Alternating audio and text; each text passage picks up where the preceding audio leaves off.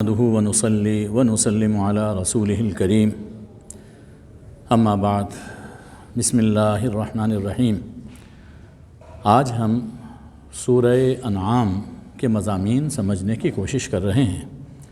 مکی دور کی سورہ ہے اور اس سورہ کی ابتدائی 3 آیتوں میں اللہ تعالیٰ نے نہایت بلیغ و جمیل انداز میں توحید ذات اور توحید صفات کو بیان فرمایا ہے، جس میں خاص طور پر اپنی صفت خلق، صفت علم اور صفت قدرت کا ذکر ہے۔ اس کے ساتھ شرک کی حقیقت اور اقسام سے بھی اس سورہ میں بحث فرمائی گئی ہے۔ رسالت کے بارے میں شبہات کا جواب ہے، آخرت کے مناظر ہیں اور چند بنیادی عملی احکام بیان فرمائے گئے۔ گویا یہ صورت توحید، رسالت، آخرت اور عملیات پر مشتمل ہونے کے باعث دین کا مکمل ڈھانچہ بیان کر رہی ہے۔ یہ سورہ مبارکہ جب نازل ہوئی تو حدیث میں ہے کہ 70,000 فرشتوں کے جلوں میں یہ سورہ نازل ہوئی تھی۔ فرمایا کہ کائنات کا خالق اللہ، تاریکی اور روشنی کا خالق اللہ، تمہارا خالق اللہ، زندگی موت کا مختار اللہ، تمہارے کھلے چھپے سب اعمال کا عالم اللہ، ہر جگہ ہر وقت ہر چیز کا مالک اللہ، لہٰذا قولی، بدنی، مالی ہر طرح کی حمد اور عبادت کا حقدار بھی اللہ جل شانہ و عم نوالہ۔ اس سورہ کے آغاز میں الحمدللہ فرمایا گیا۔ یہاں حمد عبادت پر بھی مشتمل ہے، ہم عبادت کے معنوں میں استعمال ہو رہا ہے، اور اس کی تفسیر اس سورہ کے بالکل آخر میں جا کر فرمائی گئی ہے۔ ارشاد ہے کہ گناہوں کی وجہ سے قومیں تباہ ہو جاتی ہیں، اس لیے گناہوں سے بچنا چاہیے۔ فَأَهْلَكْنَاهُمْ بِذُنُوبِهِمْ، اور جس نے نہ ماننے کی ٹھانی ہو وہ کبھی نہیں مانتا، اسے لکھے ہوئے اوراق میں کتاب دے دی جائے جیسا کہ حضرت موسیٰ کو دی گئی تھی، اور وہ ڈیمانڈ کر رہے تھے، فرمایا کہ جب وہ کتاب دے دیں گے، ایسی کتاب بھی دے دیں گے، تب بھی یہ کوئی اور اس کے اندر اعتراض کر لیں گے، اس لیے کہ انہوں نے نہیں ماننا۔ حضور اکرم صلی اللہ علیہ وآلہ وسلم کو تسلی دی گئی کہ آپ سے پہلے رسولوں کا بھی مذاق اڑایا گیا، آپ نہ گھبرائیں۔ پھر دیکھیے کہ جس چیز کا وہ مذاق اڑا رہے تھے، جس عذاب کا، اسی عذاب نے ان کو گھیرا اور ان کو تباہ کر دیا۔ تو ڈرنا چاہیے ان لوگوں کو کہ ان کا انجام بھی کہیں تباہی اور بربادی نہ ہو۔ ارشاد ہے کہ مکان یعنی پوری کائنات میں اور زمان میں جو کچھ ان میں ہے، جس جگہ ہے، جس وقت ہے، ان سب کا مالک صرف اللہ ہے، اور اللہ کی شان رحمت وہ تمام صفات پر غالب ہے۔ الرحمن الرحیم، وہ کسی کو عذاب نہیں دینا چاہتا۔ یہ لوگ ہیں کہ بد اعمالیاں کر کر کے اپنے لیے عذاب مانگتے ہیں۔ ارشاد ہے کہ وہ سب کو کھلاتا ہے، خود کسی سے نہیں کھاتا، اور پیغمبر بھی اللہ کے جلال سے ڈرتے رہتے ہیں۔ ارشاد ہے کہ اگر اللہ تمہیں کوئی ضرر پہنچانا چاہے تو کوئی اسے دور نہیں کر سکتا، اور اگر کوئی خیر عطا کرنا چاہے تو وہ ہر چیز پر قادر ہے، کوئی اسے بھی روک نہیں سکتا۔ معلوم یہ ہوا کہ نفع و ضرر کا مالک وہ بھی صرف اللہ ہے، اور اللہ ہی اپنے بندوں پر قاہر اور غالب ہے، اور وہ حکیم بھی ہے اور خبیر بھی ہے۔ یہ قرآن مجھ پر وحی کیا جا رہا ہے، کس لیے؟ لِأُنذِرَكُمْ بِهِ وَمَنْ بَلَغَ، تاکہ قرآن کے نازل کرنے کا مقصد یہ ہے کہ میں اس قرآن کے ذریعے تمہیں انذار کر دوں، بتا دوں کہ بدی کا انجام بد ہوگا، جو کرو گے وہی پاؤ گے۔ نہ صرف تمہیں بلکہ یہ قرآن جن تک پہنچے ان سب کو میں انذار کر رہا ہوں۔ اس سے یہ معلوم ہوا کہ حضور اکرم صلی اللہ علیہ وآلہ وسلم کی رسالت صرف آپ کی زندگی تک محدود نہیں تھی، قیامت تک ہے، اور صرف عرب تک محدود نہیں تھی، بلکہ پوری دنیا وہ آپ ان سب کی جانب رسول بن کر تشریف لائے۔ بھلا یہ بتاؤ کہ اگر یہ لوگ گواہی دیں، یہ لوگ اس بات پر اکٹھے ہو جائیں کہ اللہ کے ساتھ اور بھی الہ ہیں، تو کیا مان لو گے؟ کہہ دیجئے لا اشہد، میں تو اس کی گواہی نہیں دوں گا۔ اس سے یہ معلوم ہوا کہ جو چیزیں دین کے اصول میں داخل ہیں، دین کی بنیادیں ہیں، دنیا بھر کی پارلیمنٹس جمع ہو جائیں ان میں تبدیلی نہیں کر سکتی، اور توحید وہ جمہوریت کے محتاج نہیں ہے۔ دنیا بھر میں اگر ایک آدمی بھی ہے اور وہ توحید پر قائم ہے تو اسی کی بات مانی جائے گی۔ ارشاد ہے کہ اس سے بڑا ظالم کون ہے کہ جو اللہ پر جھوٹ باندھے، اللہ کے بارے میں جھوٹے عقیدے رکھے، یا اللہ کی آیتوں کو جھٹلائے، توحید کی نشانیوں کو جھٹلائے، سچے نبی کو جھٹلائے۔ یہ سب سے بڑے ظالم ہیں۔ ہم تو ظالم اسے سمجھتے ہیں کہ جو کسی کو مارے، کسی کا حق چھین لے، وہ بھی ظلم ہے، لیکن سب سے بڑا ظلم یہ ہے کہ اللہ کے بارے میں جھوٹ باندھنا، اور یا یہ دعویٰ کر دینا کہ میں اللہ کا نبی ہوں، حالانکہ وہ اللہ کا نبی نہ ہو۔ کچھ لوگ ایسے ہیں کہ جو بڑے کان لگا کر سنتے، یعنی ان کی ہیئت سے یوں لگتا ہے کہ بڑی توجہ سے بیٹھے ہیں، حالانکہ توجہ نہیں ہوتی، دلوں پر پردے ہیں، بات سمجھتے نہیں، کان بہرے ہو چکے، سنتے نہیں ہیں۔ اس سے یہ معلوم ہوا کہ قرآن مجید سے فائدہ اٹھانے کے لیے صرف یہ ظاہری کان اور آنکھیں کھلی ہونا کافی نہیں، بلکہ دل کے کان اور دل کی آنکھیں کھلی ہونی چاہیے اور دماغ حاضر ہونا چاہیے قبول کرنے کے لیے۔ آخرت میں جھٹلانے والوں کا انجام کیا ہوگا؟ فرمایا کہ کاش تم وہ منظر دیکھو کہ جب انہیں آگ کے سامنے کھڑا کیا جائے گا تو کہیں گے اے کاش کہ ہمیں لوٹایا جائے، ہم اپنے رب کی آیتوں کو نہیں جھٹلائیں گے اور ہم مومن ہو کر دکھائیں گے۔ فرمایا کہ جو کچھ یہ کہتے رہے ان کے دل کا حال وہ ظاہر ہو چکا، اگر انہیں ہم لوٹا بھی دیں، فرض کیجئے کہ ہم انہیں دوبارہ دنیا کی زندگی عطا کر دیں، یہ وہاں جا کر پھر وہی کام کریں گے جو کرتے چلے آ رہے ہیں۔ وجہ یہ ہے کہ انہوں نے دنیا میں یہ کہا تھا کہ جو کچھ ہے ان ہی الا حیاتنا الدنیا، جو کچھ ہے بس یہ دنیا کی زندگی ہے، آخرت کوئی نہیں، ہم نہیں اٹھائے جائیں گے، لہٰذا اس دنیا کی محبت نے ان کو تباہ کر دیا۔ دوسرا منظر کاش کہ آپ یہ دیکھیں جب ان کافروں اور منکروں کو رب کے سامنے کھڑا کیا جائے گا، اللہ فرمائے گا کہ کیا یہ حق نہیں ہے جو اب تم دیکھ رہے ہو؟ ہم دنیا میں بتاتے تھے، تم نہیں مانتے تھے، تو بتاؤ جو کچھ ہم کہتے رہے وہ حق ہے یا نہیں ہے؟ کہیں گے کہ کیوں نہیں، قسم ہے ہمارے رب کی، آج ثابت ہو گیا کہ جو کچھ کہا گیا تھا وہ سراسر حق تھا۔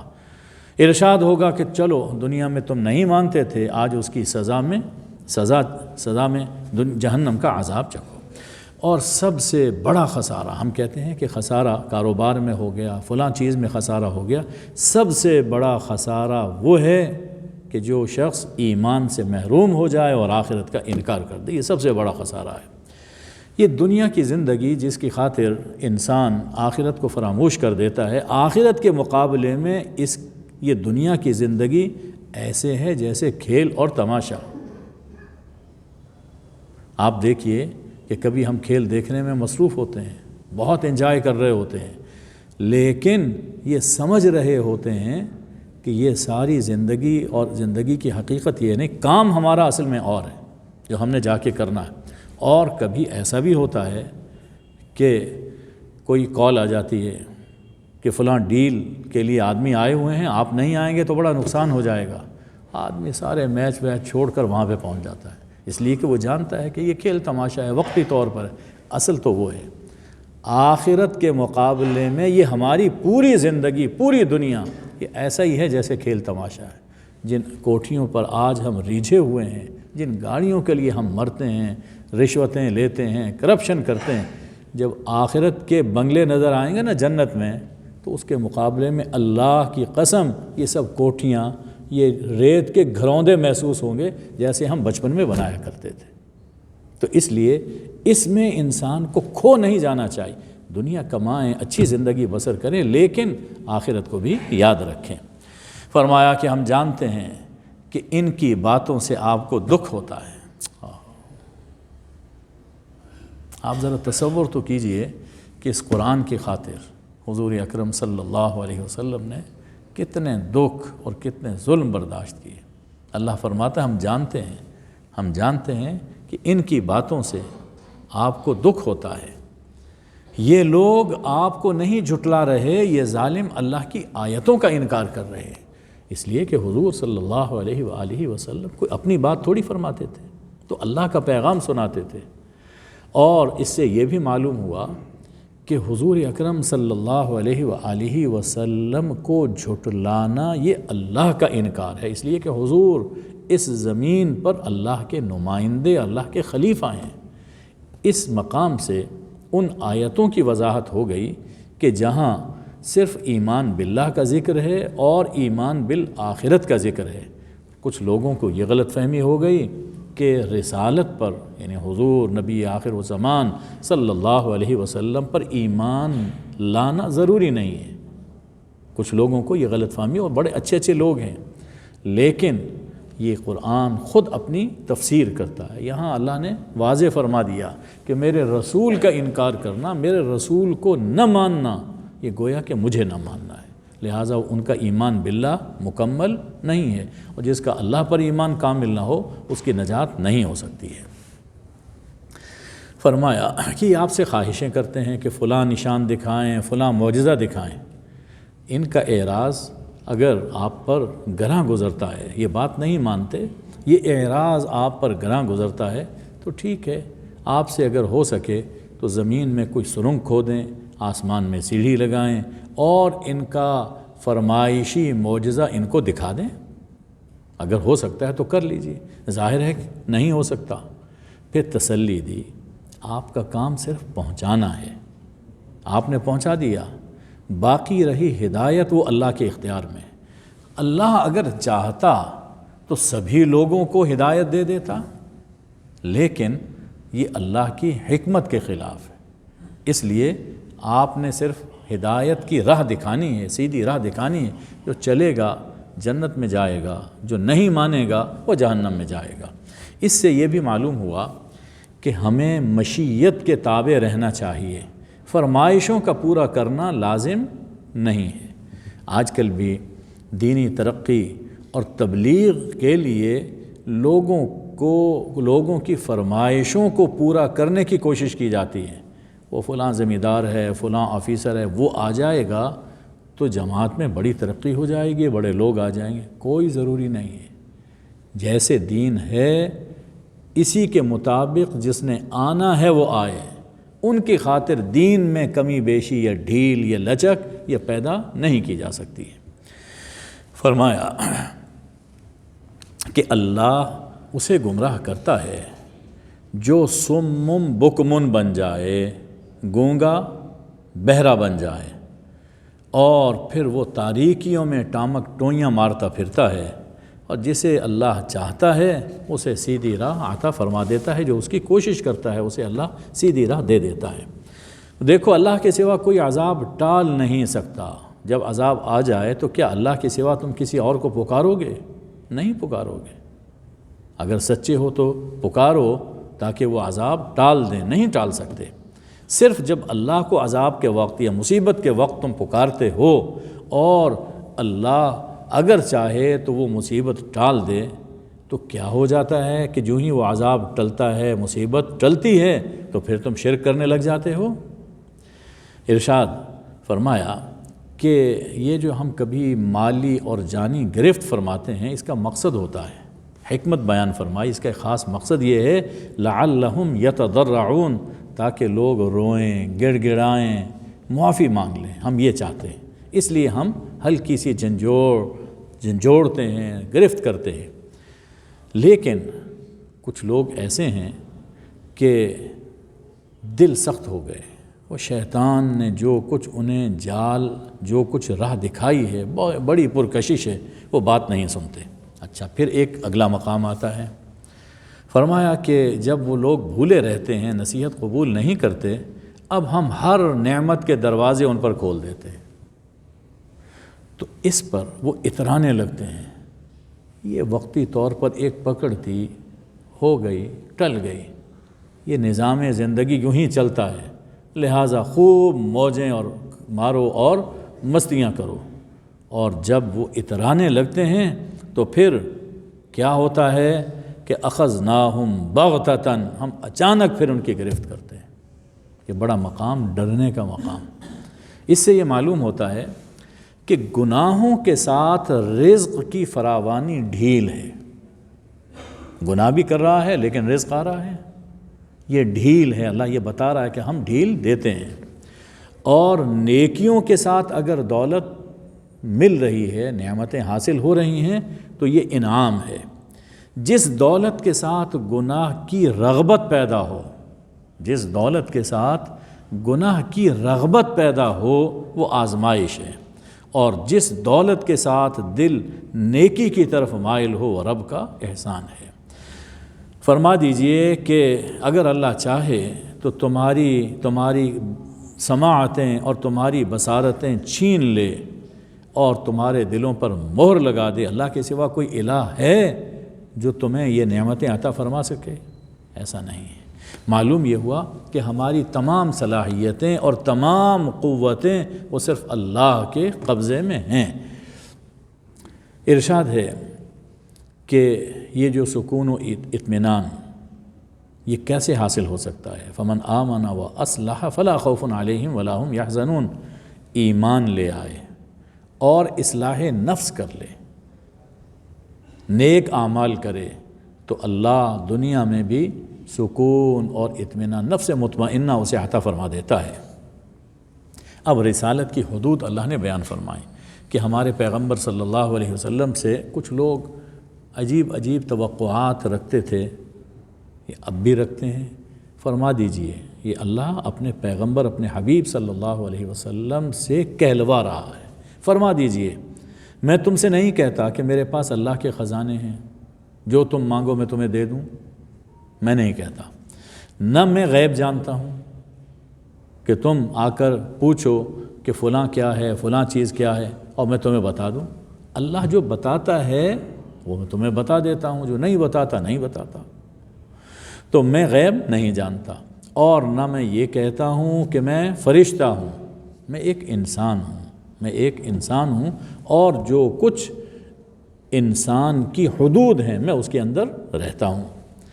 میرا کام کیا ہے؟ ان اتبع الا ما یوحى الی، جو وحی ہوتی ہے میں اس کی پیروی کرتا ہوں، بس یہی میری زندگی کا حاصل ہے۔ جو اللہ فرماتا ہے میں وہ کرتا ہوں۔ فرما دیجئے کہ یہ باتیں سننے کے بعد پھر جو مان لے وہ اور جو اندھا بنا رہے وہ برابر ہو سکتے ہیں؟ بینا اور نابینا برابر نہیں ہو سکتے۔ ارشاد ہے کہ انذار اسے کیجئے، اسے انذار کیجئے جس کے دل میں آخرت کا کچھ احساس ہے، کچھ خوف ہے، اسے ہی انذار کا فائدہ ہوگا۔ کبھی مجلس کے اندر غریب لوگ بھی آتے تھے، اور وہاں کے چودھری، سرمایہ دار، خان یہ کہتے تھے کہ یہ کمی کمین جس مجلس میں بیٹھے ہیں ہم ان کے ساتھ آ کر بیٹھ جائیں، یہ ہمارے وقار کے خلاف ہے، ہماری آن کے خلاف ہے۔ تو اللہ نے حضور اکرم صلی اللہ علیہ وسلم سے فرمایا کہ دیکھو اس بارے میں بہت احتیاط کرنا، جو صبح و شام اللہ کو پکارتے ہیں ان غریبوں کو اپنی مجلس سے کبھی نہ دھتکارنا، نیکی کی قدر کرو۔ خدا کے طالب اگرچہ غریب ہوں انہی کی خاطر مقدم ہے، ان کی خاطرداری کرنی چاہیے۔ اللہ ان کے بارے میں آپ سے نہیں پوچھے گا کہ فلاں ایمان نہیں لایا، فلاں ایمان نہیں لایا، اللہ ان کے بارے میں آپ سے نہیں پوچھے گا۔ آپ کا کام پہنچانا ہے، بلا تفریق سب تک پہنچائیے۔ فرمایا کہ یہ امیری اور غریبی یہ دونوں فتنہ اور آزمائش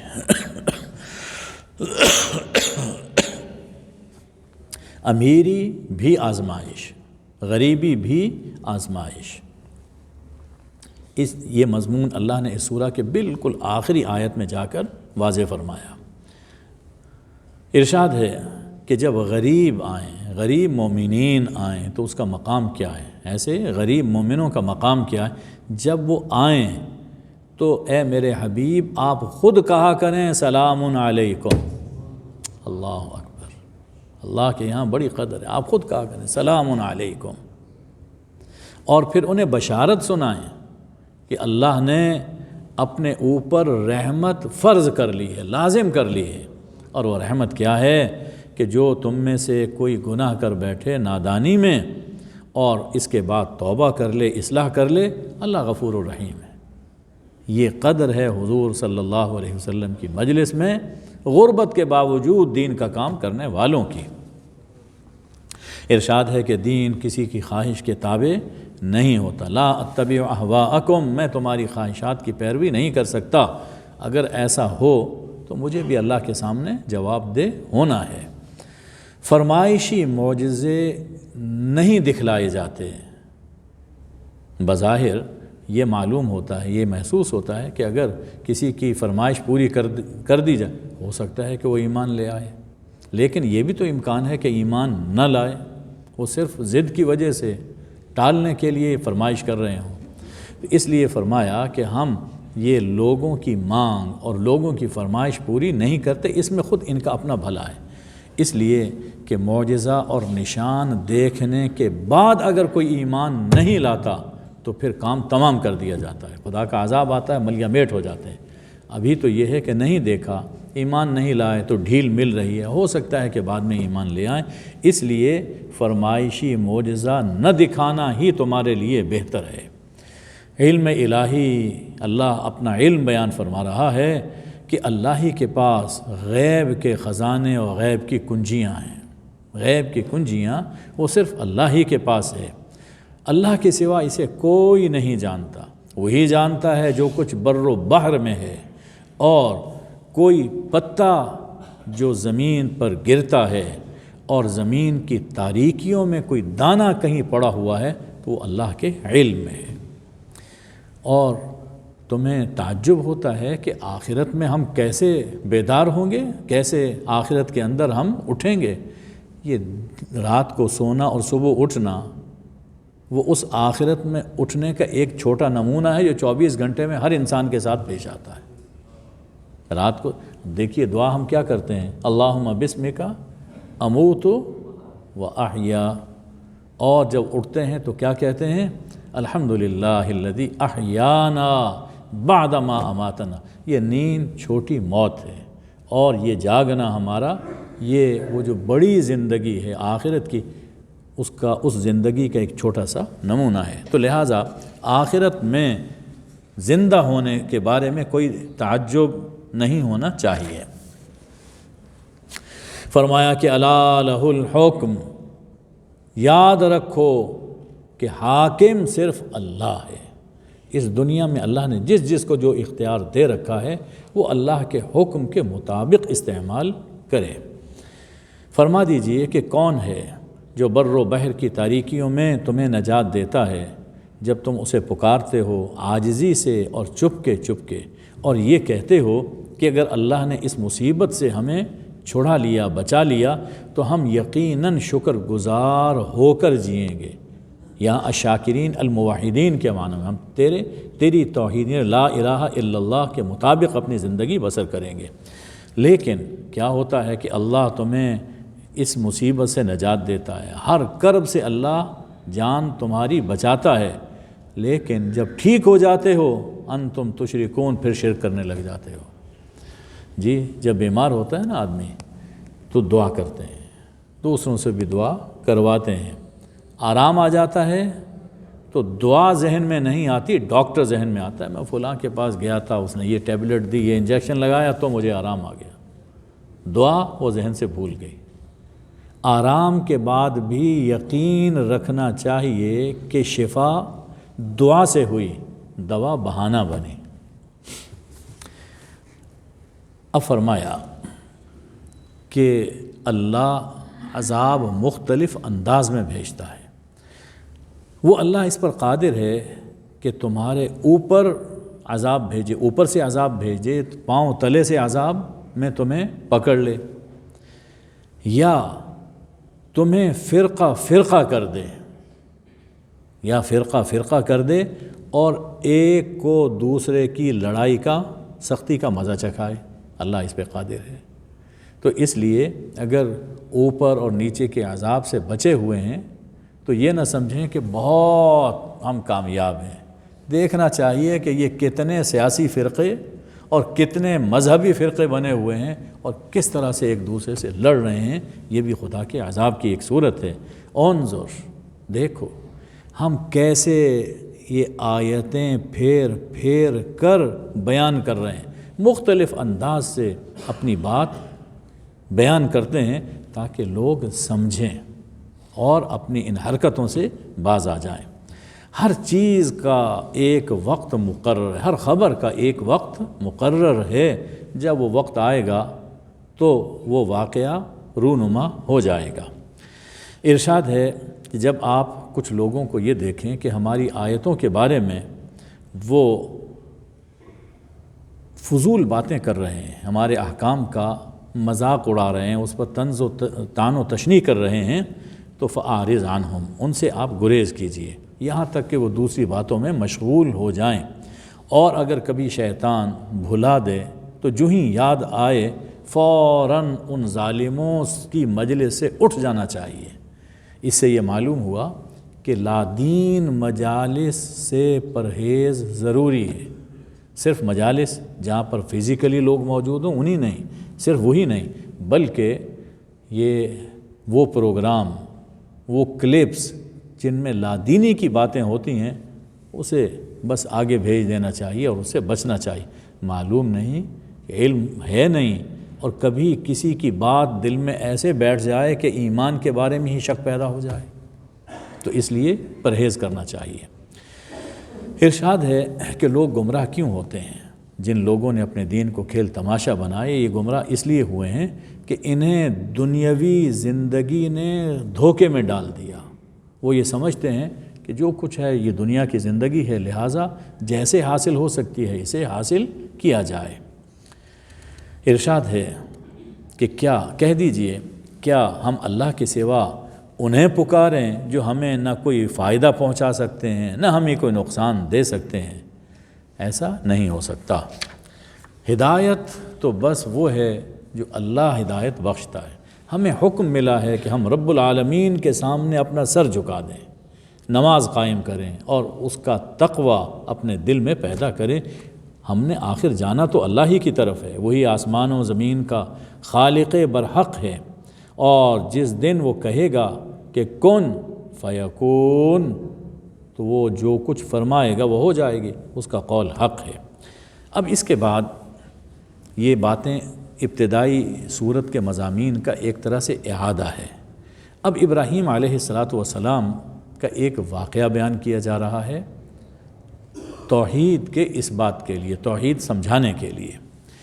ابراہیم علیہ السلام نے توحید پر بڑا ہی عام فہم استدلال کیا۔ حضرت ابراہیم علیہ السلام کی قوم ستارہ پرست تھی، ستاروں سے اپنی کھوٹی کھری قسمت کو وابستہ سمجھتے تھے۔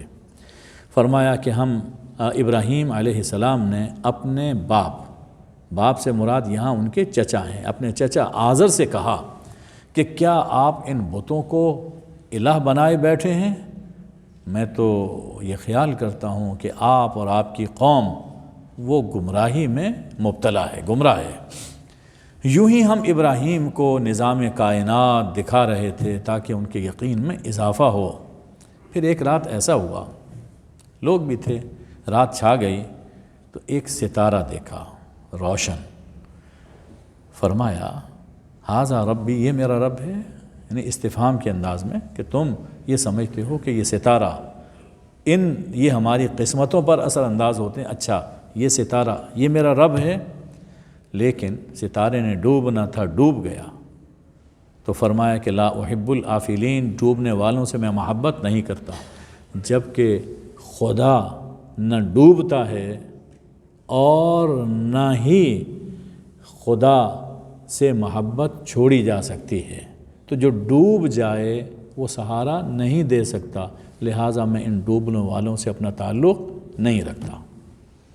ایک رات ایسا ہوا کہ چاند چمک رہا تھا، فرمایا کہ ھذا ربی، یہ میرا رب ہے، لیکن جب چاند بھی ڈوب گیا تو فرمایا کہ اگر میرا رب مجھے ہدایت نہ دے تو یقیناً میں گمراہ ہو جاؤں گا۔ یہاں رب سے مراد حق تعالی شانہ ہیں کہ اگر وہ مجھے ہدایت نہ دے تو میں گمراہ ہو جاؤں گا، یا تمہارے خیال کے مطابق یہ میرا رب ہے، یہ چاند یہ میرا رب ہے، تم یہ کہتے ہو، تو جب چاند خود ڈوب گیا مجھے راہ کہاں سے ملے گی؟ لہٰذا یہ میرا رب نہیں ہو سکتا۔ ایک دن سورج بڑی آب و تاب سے چمک رہا تھا، فرمایا ھذا ربی، اچھا یہ میرا رب ہے اور یہ سب سے بڑا ہے۔ لیکن شام ہوئی، سورج ڈوب گیا، اب ابراہیم علیہ السلام نے نعرہ توحید بلند کر دیا، یا قوم انی بریء مما تشرکون، میری قوم تم جن جن کو اللہ کا شریک مانے بیٹھے ہو میں ان سب سے بری اور بیزار ہوں۔ میں نے اپنا رخ اپنی ذات اس ہستی کی طرف کر لی ہے یکسو ہو کر جو آسمانوں اور زمین کا پیدا کرنے والا ہے، اور میرا مشرکوں سے کوئی تعلق نہیں۔ جب یہ بات کہی اب قوم ان سے بحث کرنے لگ گئی، تو حضرت ابراہیم نے فرمایا کہ تم اللہ کے بارے میں مجھ سے بحث کرتے ہو، جھگڑتے ہو، حالانکہ اللہ نے مجھے ہدایت دی ہے، تمہیں یہ چاہیے کہ تم میری بات قبول کر لو، اور تم مجھے ڈراتے ہو کہ اگر میں نے ان بتوں کی خدائی کا انکار کیا تو یہ مجھے نقصان پہنچائیں گے۔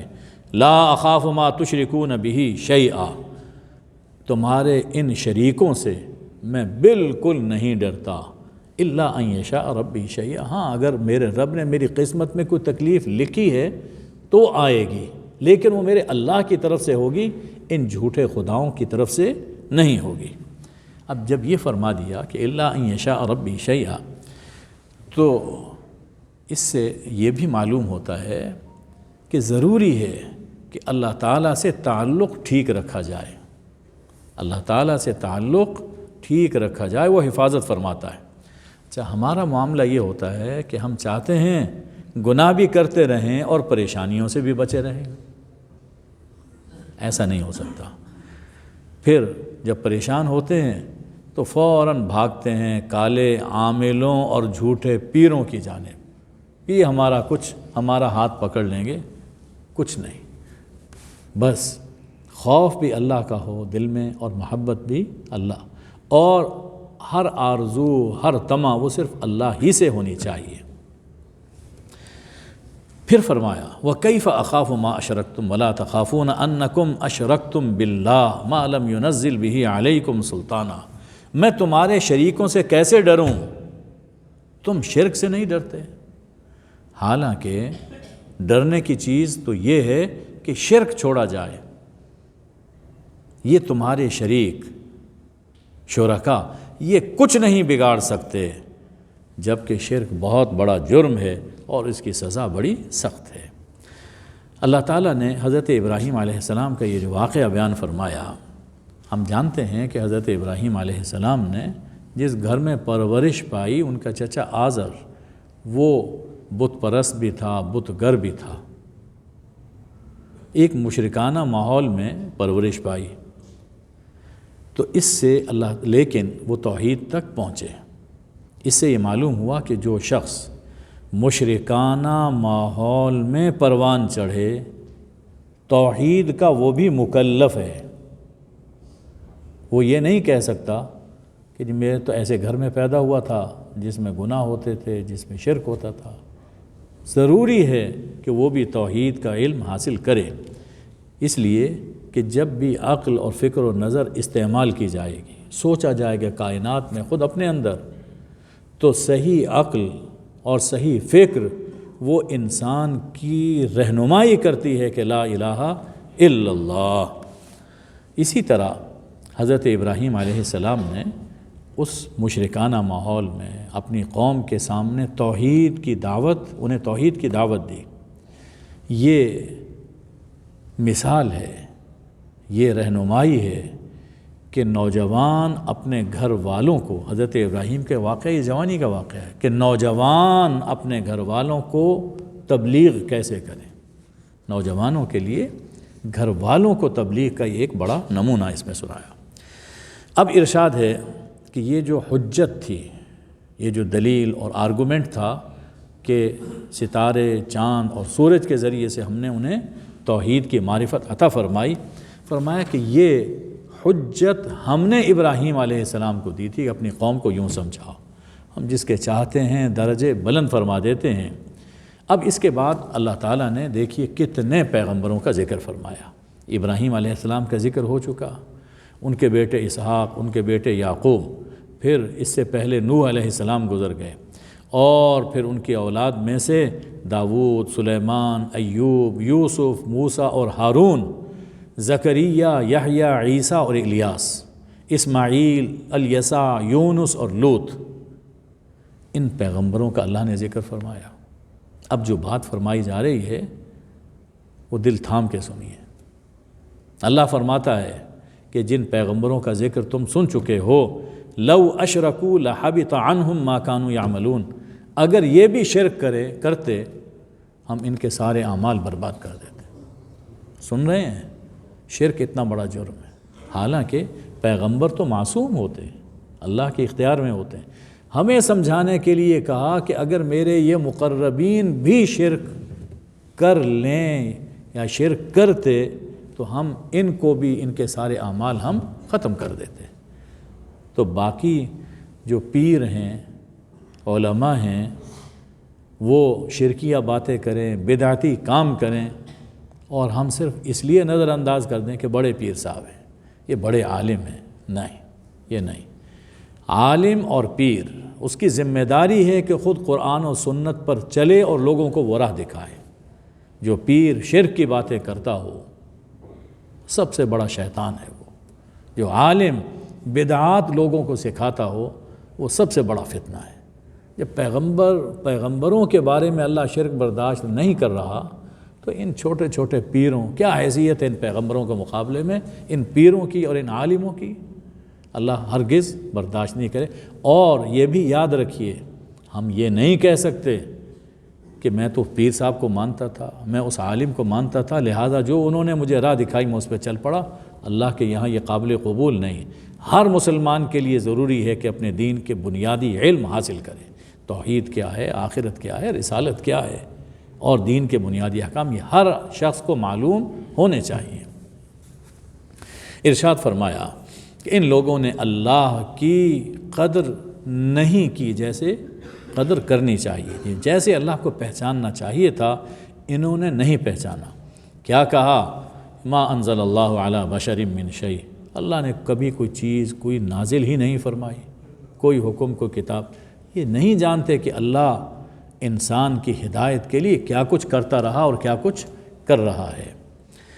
پھر فرمایا کہ یہ کتاب جو ہم نے نازل کی ہے بڑی برکتوں والی کتاب ہے، لہٰذا اس سے برکت حاصل کرو۔ وہ برکت حاصل کیسے ہوگی؟ کہ اسے پڑھا جائے اور اسے سمجھ کر اس پر عمل کیا جائے۔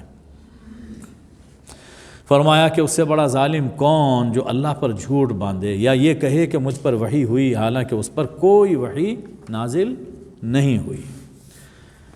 اس کے بعد فرمایا کہ اللہ کی ذات کو پہچاننا چاہتے ہو، اللہ کی ذات کو پہچاننا چاہتے ہو تو اس کی قدرت سے اللہ کی ذات کو سمجھو، اللہ کی قدرتوں سے اللہ کی ذات کو سمجھو۔ اب قدرتوں کے چند نمونے اللہ نے ذکر فرمائے۔ ارشاد ہے کہ دانے اور گٹھلی کو پھاڑ کر کونپل نکالتا ہے، مردے سے زندہ کو اور زندے سے مردہ کو پیدا کرتا ہے، پردہ شب چاک کر کے صبح نمودار کرتا ہے، رات میں تمہیں سکون بخشتا ہے، سورج اور چاند کی رفتار سے تمہیں حساب سکھاتا ہے، بر و بحر کی تاریکیوں میں ستاروں سے تمہیں راہ دکھاتا ہے، اور ایک جان سے تمہیں پیدا کر کے شکم مادر میں ٹھکانہ دیتا ہے، پھر دنیا میں لاتا ہے اور دنیا سے قبر میں لے جائے گا اور پھر جنت یا جہنم میں بسائے گا۔ یہ آسمان سے بارش برساتا ہے، اس سے نباتات اگاتا ہے، سبز کونپلوں میں تہ بتہ دانے ہوتے ہیں، کہیں کھجور کے گچھے لٹک رہے ہوتے ہیں، کہیں انگور، زیتون اور انار کے باغات ہوتے ہیں۔ ان پر جب پھل آئے اور جب پکے تو دیکھا کرو۔ پھل آنے کا منظر دیکھو، جب پکتے ہیں تو وہ منظر دیکھو۔ جو ایسے خوش نما مناظر کا خالق ہے یقیناً وہی خدا ہو سکتا ہے، اس لیے مان لو لا الہ الا اللہ، صرف اسی کی عبادت کرو، وہی کارساز ہے، وہی ہر شے کا خالق اور عالم ہے۔ نگاہیں اسے نہیں پا سکتی، وہ نگاہوں کو پا لیتا ہے۔ تو دل میں تو آتا ہے، نظر میں نہیں آتا، بس جان گئے ہم تیری پہچان یہی ہے۔ فرمایا تبلیغ کا اہم اصول سیکھو۔ تبلیغ جو کرنا چاہتے ہیں انہیں یاد رکھنا چاہیے، اللہ تعالیٰ نے یہ حکم دیا ہے کہ اللہ کے سوا یہ لوگ جس کو پکارتے ہیں، ظاہر ہے وہ جھوٹے خدا ہیں، تو اللہ کے سوا یہ جن کو پکارتے ہیں یا ان کی جو قابل احترام ہستیاں ہیں، دیکھو انہیں گالی نہ دینا۔ تبلیغ کرنی ہے نا، تو تبلیغ میں گالی نہ دینا، گالی نہ دینا۔ اس کا یعنی نقصان کیا ہوگا کہ وہ ضد میں آ کر تمہارے سچے خدا کو گالی دیں گے، تو تم گالی دلوانے کا سبب بن گئے۔ تبلیغ ہو اس طریقے سے جیسے حضور اکرم صلی اللہ علیہ وسلم نے کی اور جو قرآن نے راہ بتائی ہے۔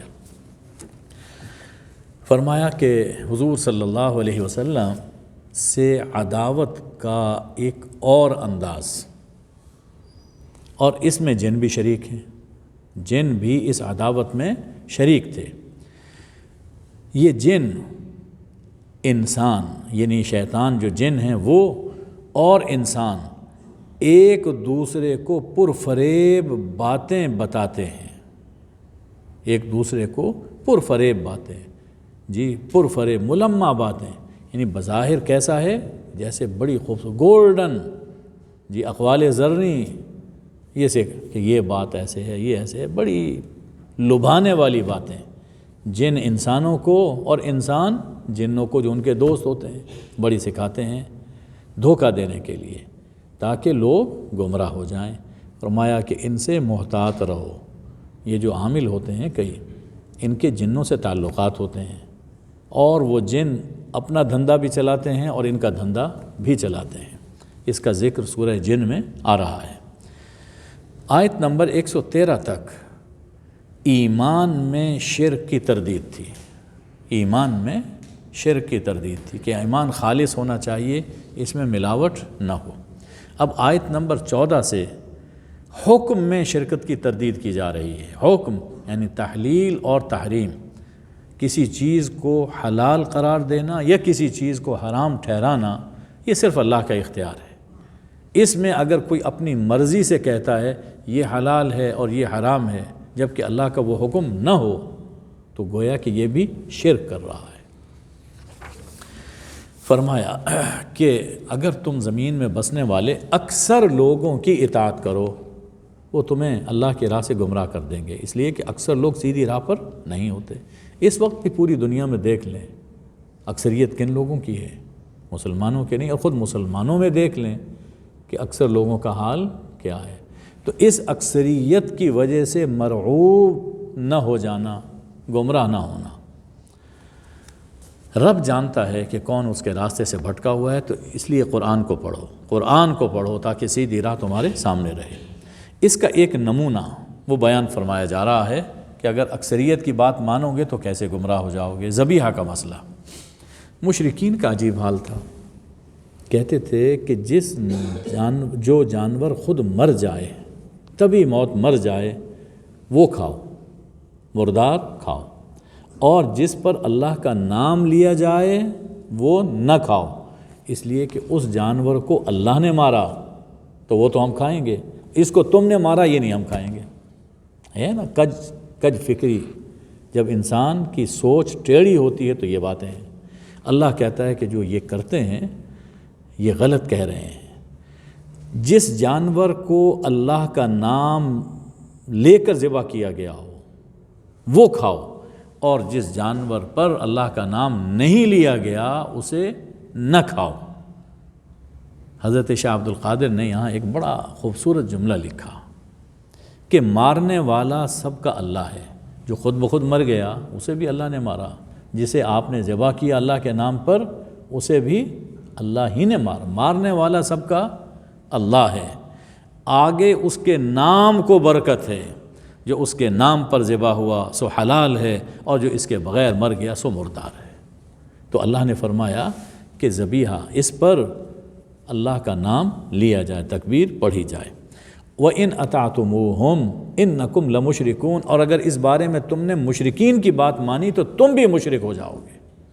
تو شرک صرف اتنا ہی نہیں ہے کہ اللہ کے سوا کوئی اور خدا مانا جائے، جو اللہ نے تحلیل اور تحریم کا اختیار اللہ کا ہے، اس اختیار میں جو اپنی بات شامل کرتا ہے، خود گھسنے کی کوشش کرتا ہے، وہ بھی مشرک ہے۔ مومن کا حال ایسے ہے کہ جیسے ایک نور ہے، ایک روشنی ہے، اور اس روشنی میں وہ لوگوں کے درمیان چل پھر رہا ہے، اور مشرک وہ تاریکیوں میں ٹامک ٹوئیاں مارتا پھر رہا ہے۔ ظاہر ہے کہ دونوں برابر نہیں ہو سکتے۔ جیسے یہ مشرکین ہیں، اسی طرح ہم نے ہر بستی میں بڑے بڑے لوگ، بڑے بڑے مجرم یہ ہم نے رکھے، جو اکابر تھے، ان میں بڑے تھے، وہ جرم کیا کرتے تھے، اور اپنی چودراہٹ کو بچانے کے لیے لوگوں میں مکر اور فریب سے وہ باتیں لوگوں میں پھیلایا کرتے تھے تاکہ ان کی سرداری باقی رہے۔ ارشاد ہے کہ جسے اللہ جسے چاہتا ہے اس کا سینہ اسلام کے لیے کھول دیتا ہے۔ فرمایا کہ قیامت کے دن اللہ سب کو اکٹھا فرمائے گا اور ارشاد ہوگا، اے گروہ جن، بہت سے انسانوں کو تم نے اپنے جال میں پھنسایا، اور جو انسانوں میں ان کے دوست ہوں گے تو وہ کہیں گے، اے اللہ ہم نے ایک دوسرے سے فائدے اٹھائے، یہ وقت جو آپ نے مقرر کیا تھا اس وقت تک ہم آ پہنچے۔ اللہ فرمائے گا کہ ٹھیک ہے، جو دنیا میں کرتے رہے اس کی سزا یہ ہے کہ آج آگ تمہارا ٹھکانہ ہے، ہمیشہ ہمیشہ اس میں رہو گے۔ وہ جن بھی جہنم میں، وہ انسان بھی جہنم میں۔ اللہ خطاب فرمائے گا، اے گروہ جن و انس، کیا تمہارے پاس تمہیں میں سے رسول نہیں آئے تھے جو تمہارے سامنے میری آیتیں بیان کرتے تھے اور تمہیں اس دن کی حاضری سے ڈراتے تھے؟ کہیں گے کہ ہاں ایسا ہوا، اپنے خلاف وہ گواہ بنیں گے۔ اور ہوا کیوں؟ اس لیے کہ دنیاوی زندگی نے انہیں دھوکے میں ڈالے رکھا۔ اب اس کے بعد اللہ تعالیٰ شرک کی کئی صورتیں بیان فرماتا ہے۔ شرک کی پہلی صورت یہاں یہ بیان فرمائی گئی کہ فصل اور جانوروں کی پیداوار میں شرک، فصل میں اور جانوروں کی پیداوار میں شرک، نظر نیاز میں شرک، صدقہ و خیرات میں شرک۔ ہوتا یہ تھا کہ پیداوار اور جانوروں میں غیر اللہ کا حصہ لگانا، پیداوار ہوئی، اتنا حصہ یہ فلاں بت کا ہے اور اس کا ہے اور اس کا ہے، غیر اللہ کا حصہ۔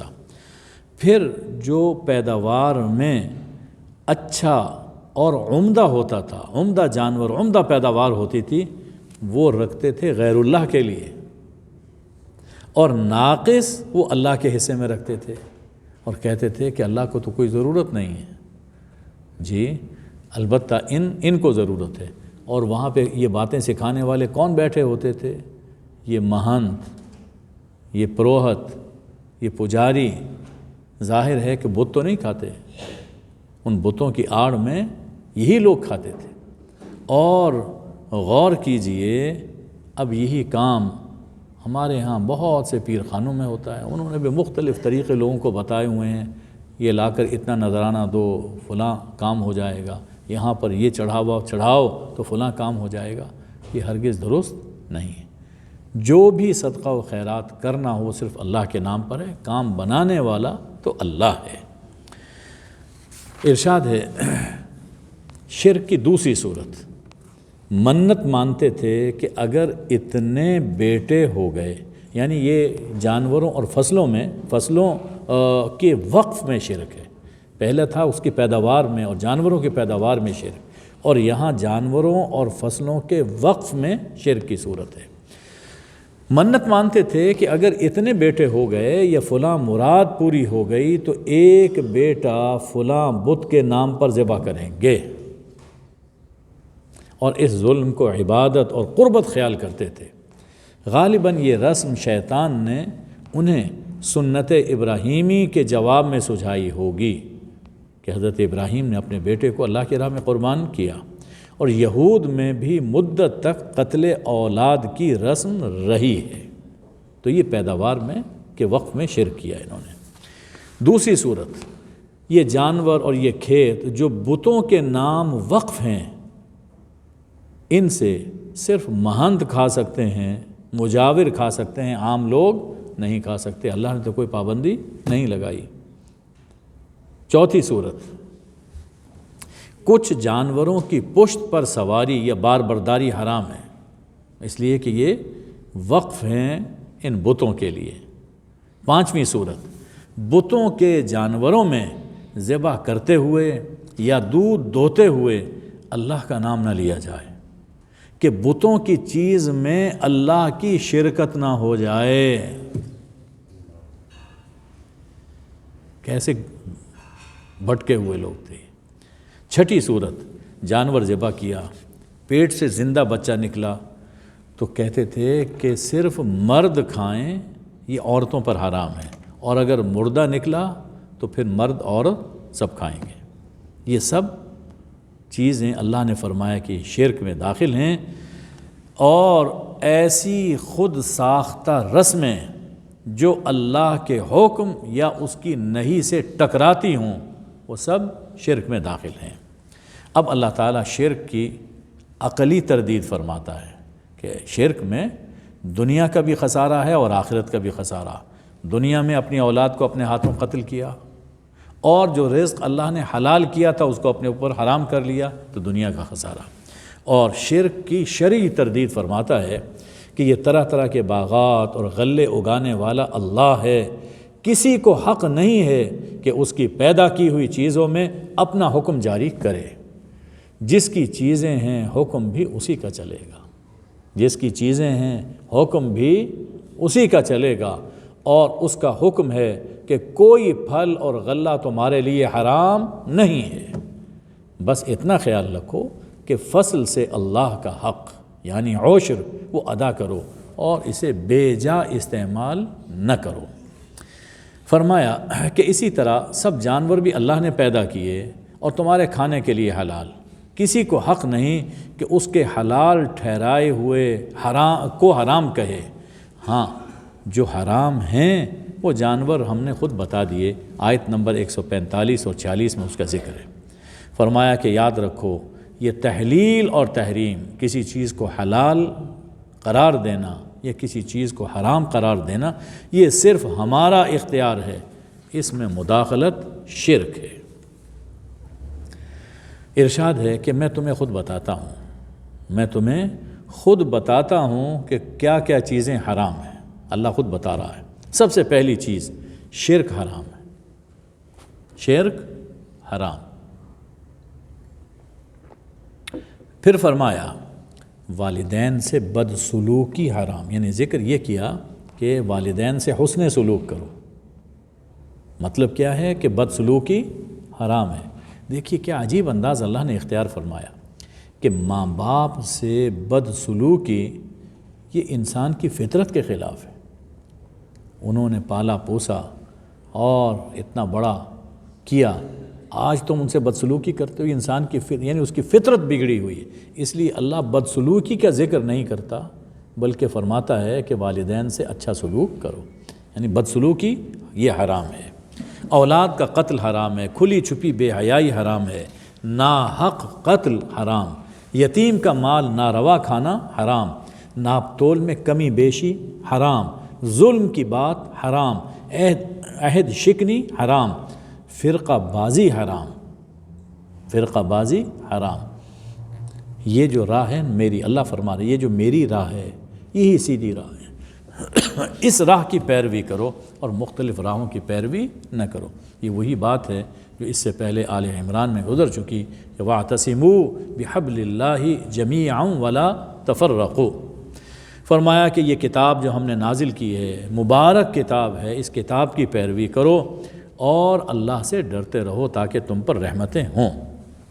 اب ایک بڑی سخت وعید آ رہی ہے، بڑی سخت وعید ہے کہ جن لوگوں نے اپنے دین کو پارا پارا کیا، اپنے دین میں ٹکڑے کر دیے اور خود بھی فرقہ فرقہ ہو گئے، لست منہم فی شیء، اے میرے حبیب صلی اللہ علیہ وآلہ وسلم آپ کا ان سے کوئی تعلق نہیں، آپ کا ان سے کوئی تعلق نہیں۔ اس میں آپ سے پہلے کے فرقے بھی داخل ہیں اور آپ کی آمد کے بعد پھر جو لوگوں نے فرقے بنائے وہ بھی داخل ہیں۔ تو گزشتہ یا آئندہ فرقے بازوں سے آپ کا کوئی تعلق نہیں۔ فرقہ سازی کرنے سے انسان کا تعلق حضور اکرم صلی اللہ علیہ وآلہ وسلم سے ٹوٹ جاتا ہے، یہ بہت بڑا جرم ہے یہ۔ اب یہ فرمایا، شروع میں یہ کہا تھا کہ الحمدللہ، ہر طرح کی حمد صرف اللہ کے لیے ہے، یعنی عبادت۔ اب یہاں اس کی گویا تفسیر آ رہی ہے، کہہ دیجئے کہ میری نماز، میری قربانی، یعنی میری بدنی عبادتیں اور میری مالی عبادتیں، میری زندگی، میری موت صرف اللہ رب العالمین کے لیے ہے جس کا کوئی شریک نہیں۔ مجھے اسی کا حکم ملا ہے اور میں سب سے پہلا مسلم ہوں، سب سے پہلے میں خود اس کے سامنے سر جھکا رہا ہوں۔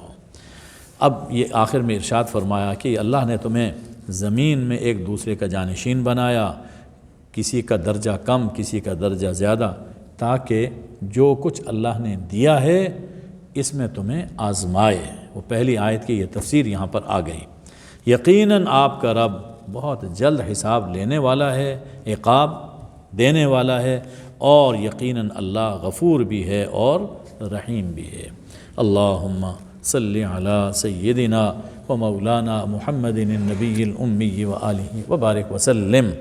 اے اللہ ہمیں قرآن مجید پڑھنے، سمجھنے اور اس پہ عمل کرنے کی توفیق عطا فرما۔ اے اللہ رمضان اور قرآن کی برکت سے سب بیماروں کو شفائے کامل عاجل عطا فرما۔ اے اللہ ہر طرح کی ناگہانی آفتوں اور مصیبتوں سے ہماری اور ہمارے بچوں کی حفاظت فرما، ہمارے گھروں کی حفاظت فرما، ہمارے بڑے گھر پاکستان کی حفاظت فرما، ترقی اور استحکام عطا فرما۔ اے اللہ دنیا اور آخرت میں ہر خیر عطا فرما اور ہر طرح کے شر سے بچا۔ وصلی اللہ علی النبی الامی وآلہ اجمعین برحمتک یا ارحم الراحمین۔